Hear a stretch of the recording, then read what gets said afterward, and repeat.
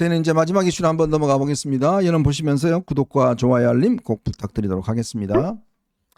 자, 그동안 은인자중하던 한덕수 전 총리가 처음으로 페이스북에다가 입장을 밝혔습니다.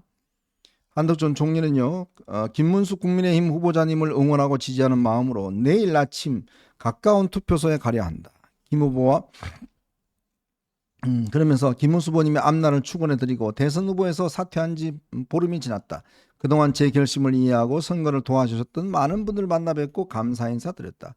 한 분 한 분 만날 때마다 저를 밀어주셨던 마음으로 이제부터는 김 후보님을 응원해 주십사 열심히 부탁드리고 있다라고 했습니다.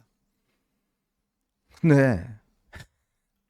아니 이거 지금 본인을 밀었던 사람들이 이게 지금 누군가요? 네? 근데 그 사람들한테는 정작 얼굴 곱빼기도 안 비치고 네. 뭐 그냥 옆에 있는 사람들하고 그냥 밥이나 먹고 다녔다는 이야기인가요? 글쎄요. 네? 야, 참 이제 와서 그냥 SNS에 글 하나 딱 올리면 다 면피되는 겁니까? 지금 저희가 좀 전에 이야기했지만 이 단일화 이 전략을 이야기했지만 이번에 결국은 이 모든 국민의힘 경선과 정권 이 빼앗기는데 어떤 면에서 보면 이 한덕수 전 총리가 한 역할이 큽니다. 엄청난 교란 요인이었죠. 네. 예. 한덕수의 어떤 그 행위가 가뜩이나 어려운 판에 네. 그거를 더 교란시키고 비비 꼬이게 만들고 예. 저분이 지금 뭐 저렇게 뭐 페이스북 글 하나 쓴 거 갖고 퉁치려고 하는 것 같은데 택도 없는 얘기입니다. 참 진짜 택도 없는 이야기입니다. 아무리 그렇지만 본인이 지금 이렇게 망쳐놓은 그런 이 선거에 대해서 저런 글 하나라고 그냥 퉁치고 네. 자기는 뭐 최근에 보니까 뭐 하버드대 동창회 모임에 나갔다고 그러더라고요. 그러니까 오늘 어디 저 동아일보 김성령 네. 칼럼 봤더니 최근 유일하게 공개 행사에 나타난 게 그 하버드 대학 서울 동창회. 네. 참 기가. 근데 뭐 지금 어저께 무슨 뭐 젓가락 발음도 하버드고 뭐 저런 것도 하버드고 참 진짜 요즘 하버드 순환 시대네요. 네. 자, 그런데요. 지금 경찰의 수사가 간단치 않은 것 같습니다. 지금 보니까 원래 한덕수 총리는 본인이 비상계엄령과 관련해서 사전에 누구로부터도 듣지 못했다라고 이야기를 했잖아요. 네. 근데 당시 CCTV를 보면 언론 보도에 따르면 김용현한테 뭔가 이야기를 듣는 장면이 포착이 됐다는 거예요. 네.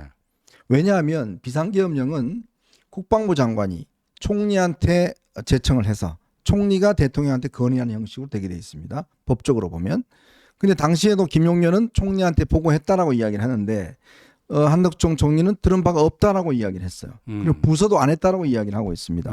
근데 이게 CCTV를 보니까 김용현한테 보고했던 장면들이 나와 있다는 거예요. 그렇죠. CCTV에 음성 녹음은 안 돼 있지만 그 어떤 누가 몇 시 몇 분경에 누구랑 뭐 어디 의자에 앉아갖고 서로 대화하더라. 뭐 이런 것들은 나오잖아. 네네. 대화 내용까지는 파악이 안 되고.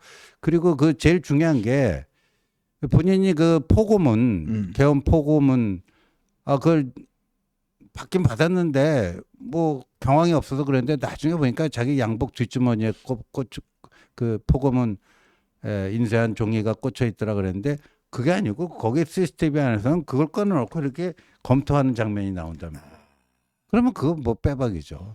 야, 예. 참 그러니까 이게 아마 처음에 이게 뭐 좀 두려움이 있었는지 모르겠지만 그런 것들이 이제 장면이 있었고 근데요 이게 지금 벌써 5월 중순에 출국 금지가 됐다는 거예요. 그렇죠. 5월 중순이면 뭐 15일 전일 텐데 네. 5월 10일 날 이제 그 후보 교체 쿠데타가 좌절이 되는데 그 직후였던 거죠. 그러니까. 그러면 이미 경찰은 다 알고 있었고 네. 그 알고 있었다는 정보가 실제로 민주당이 당연히 알았지 않겠습니까? 갔겠죠. 민주당이 네. 갔을 거고. 그리고 이제 저 보니까 그 포고문을 사전 검토한 그 장면이 CCTV에 그대로 녹화돼 있다. 그 플러스 만약에 제가 어제도 말씀드린 것처럼 부서하지 않았다. 그 거기에 사인하지 않았다. 근데 부서까지 한 그 결과물이 나오면 그냥 그건 빼박 아닙니까? 네. 네. 자, 지금요 보니까 경찰이 이 정권 교체를 예상을 해서 꽤 이 수사에 지금 박차를 가하고 있는 것 같습니다. 박차를 가하고 있어서 지금 일단 한덕수, 최상목 두 사람에 대한 일단 조사는 지금 세게 진행을 하고 있는 것 같고요.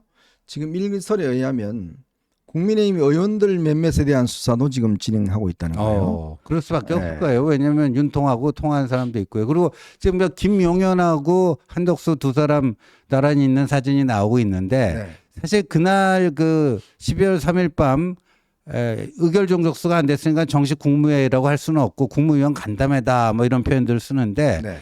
그 자리에서 사실 그 계엄령은 국방부 장관이나 행안부 장관이 총리를 통해 대통령에게 건의할 수 있게 돼 있어요. 맞아요. 우리 법상. 그렇다면은 그 김용현이 한덕수를 거쳐서 윤통에게 건의를 했는가? 이게 굉장히 절차적으로는 중요한 포인트거든요. 네. 근데 한덕수는 김용현으로부터 그런 건의를 받은 적이 없다라고 했어요. 그렇죠. 없다라고 했어요. 근데 김용현은 다 했다라고 그랬어요. 그러니까 둘 중에 한 명은 거짓말 아닙니까? 네네. 근데 지금 보니까 한덕수 쪽이 거짓말한 게 아니냐.